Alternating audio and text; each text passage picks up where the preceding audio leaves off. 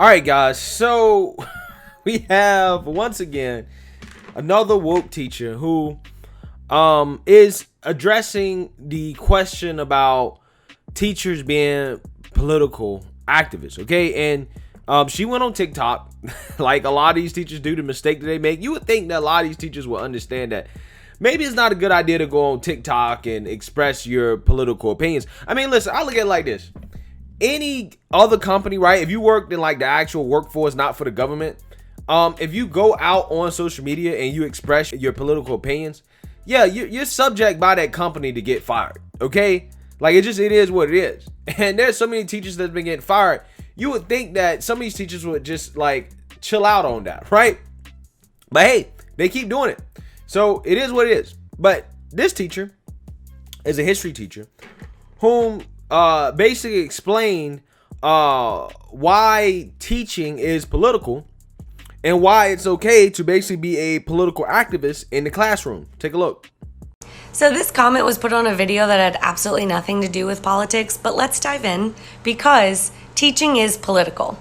The education system, the curriculum, school zoning, funding, standardized testing, all of these things can create and further lead to class and racial inequalities and impact life chances for our students. Especially as a history teacher, my students deserve somebody who is going to confront and challenge the injustices and untruths that are in our history that have led to discrimination. So yes, teaching is political because as we develop curriculum and have conversations with our students, equity and anti-racism need to be in the forefronts of our minds, as well as giving our kids the means to gather factual information and form their own opinion.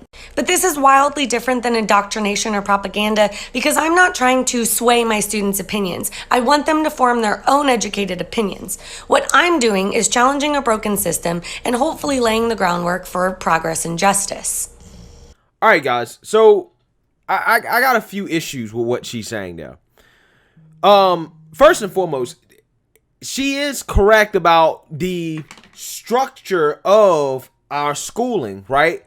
Is political. Yes, our education system in general is political. Yes, I mean, the conversation of funding systems versus funding students, right? School choice, things like that. Yes, that's obviously political. Okay, she's right about that. But what she's wrong about is the actual teaching of the subject itself. The teaching of the subjects themselves is not and should not be political, right? You should not be in the classroom teaching people about your political ideology.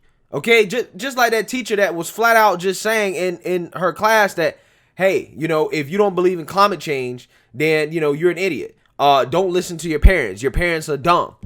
Okay, I don't like Trump. Trump's an idiot. That type of stuff, again, should be avoided in the classroom because those are overt political opinions and they have nothing to do with the core subject matter. Now, this person right here is talking about teaching history, right? And here's the thing, again, when it comes to teaching history, nobody's saying that you can't teach the facts of history, like what happened in the past.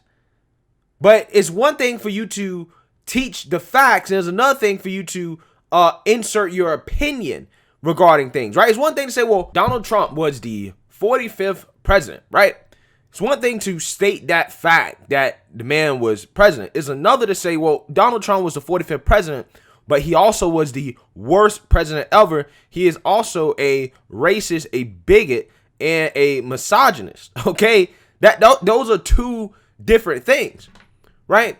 And what these teachers are doing is that they're not just teaching the facts, right, and leaving it at that. They're also inserting their opinion and their political agenda into it as well in the name of equity and anti-racism, right? And again, notice how she used those buzzwords, equity and anti-racism. What does that mean? What does that mean? When they talk about equity and anti-racism in schools, guys, what does that really mean? What that really means is that it means dumbing down our education system so that those they feel have been historically marginalized and disadvantaged can essentially compete, right? That's all it is. It's the dumbing down of our education system. So yeah, that's a problem, right? That is an issue. It is an issue when you input your politics in terms of how you teach your classroom. Okay? And this is something that is done by the teacher as a personal choice. Okay? That's what they do. And it's also, again, a problem when the administration does that as well, because a lot of these schools administrations are a part of that. Okay? What they really want to do is that they don't want kids to learn anything. They don't want them to know anything, right? But what they do want them to know is how to be political activists. You remember the story I did about the LA Teachers Union head basically coming out and saying it's okay that students don't know how to do math, they don't know how to read, they don't know how to write, because they know how to be political activists, right? They know the words insurrection and coup, okay? That's what a lot of these woke teachers are focusing on now. They're trying to dumb down the academics, take away the academics, and make these students out to be social justice warriors and voters for the Democrat Party.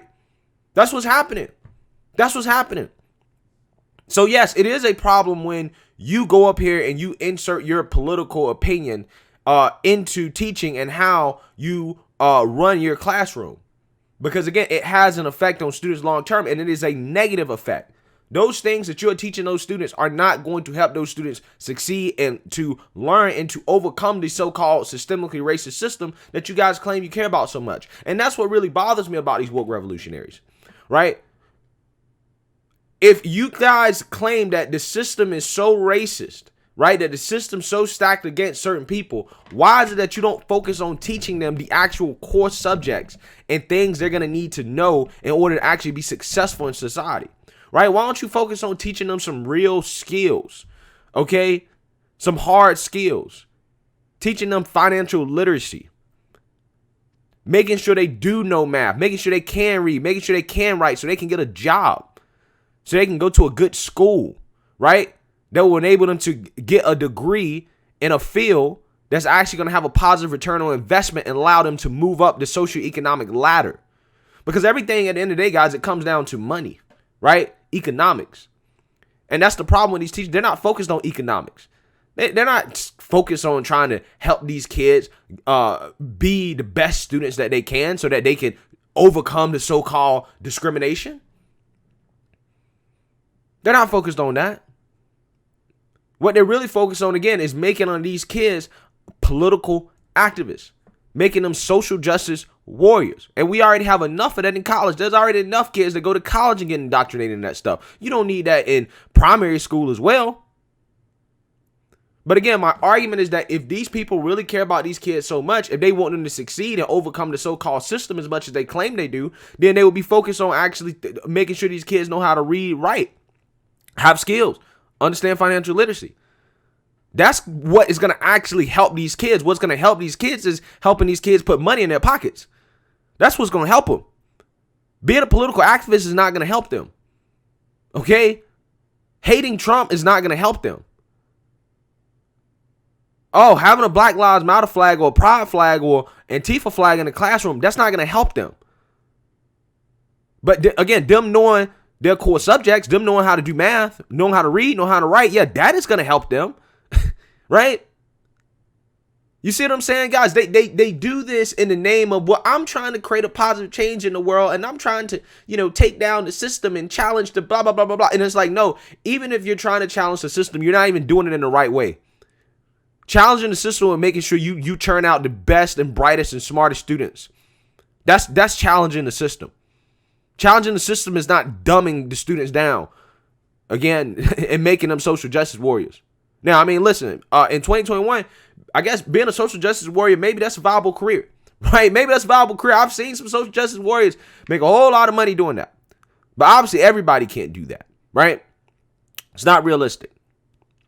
But my point is that these teachers who want to be political activists, they're actually really harming students. They're not helping them. Because politics is not going to save these students, right? The politics is not going to make these students do better in school. It's not going to help them get a job. Okay? It's not. So, let me know what you guys think. Make sure you like, comment, and subscribe. Most importantly, share a Black conservative perspective. Peace.